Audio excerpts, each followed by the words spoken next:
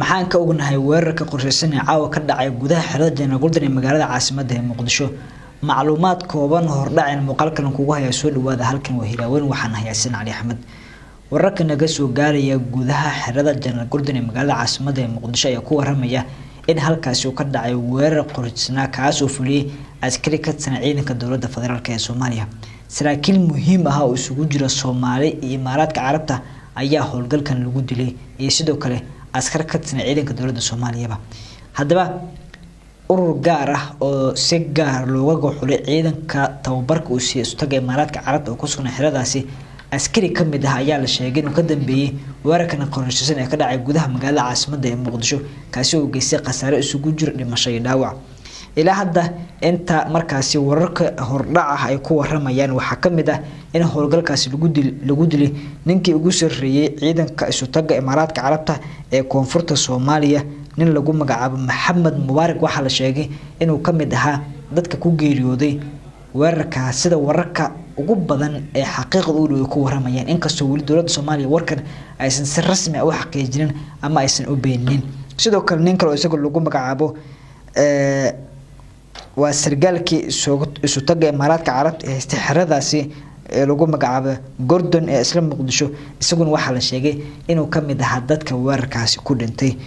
wararka qaar ayaa ku waramaya sidoo kale madaxa qaybta tababarada ee xeradaas isaguna waxa uu kamid yahay saraakiisha la warinayo in howlgalkaasi ama weerarkaasi uu ku geeriyooday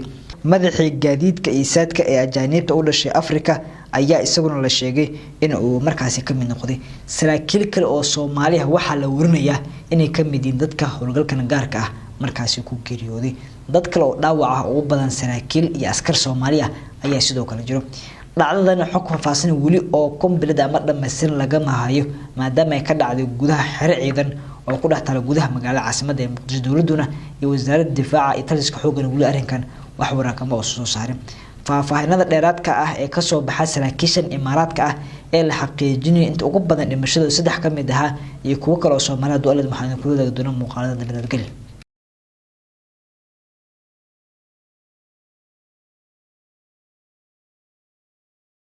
isbitaalka Dawo Clinic waxa uu ka mid yahay isbitaalada dabiiba xanuunada ku dhaca haweenka adeegyada isbitaalka uu bixiyo waxa ka mid ah daaweynta dhiciska daaweynta dhalmo la'aanta daaweynta infectionka daaweynta caado wareerka sidoo kale isbitaalku waxa uu qabtaa baaritaanada hormoonada daaweynta burobiyoodka iyo qaliimadooda daaweynta kaadi baxsadka socoshada hooyada uurka leh iyadoo lala talinayo lana daaweynayo isbitaalka waxa ka howlgasha Dr. Qamar Taawane Axmed oo ku takhasustay cudurrada haweenka iyo qaliimadooda isbitaalku waxa uu leeyahay kombiyuutarka uurka jirta iyadoo lala soconayo ilmaha caloosha ku jira caafimaadkooda hamuugaan Dawo Clinic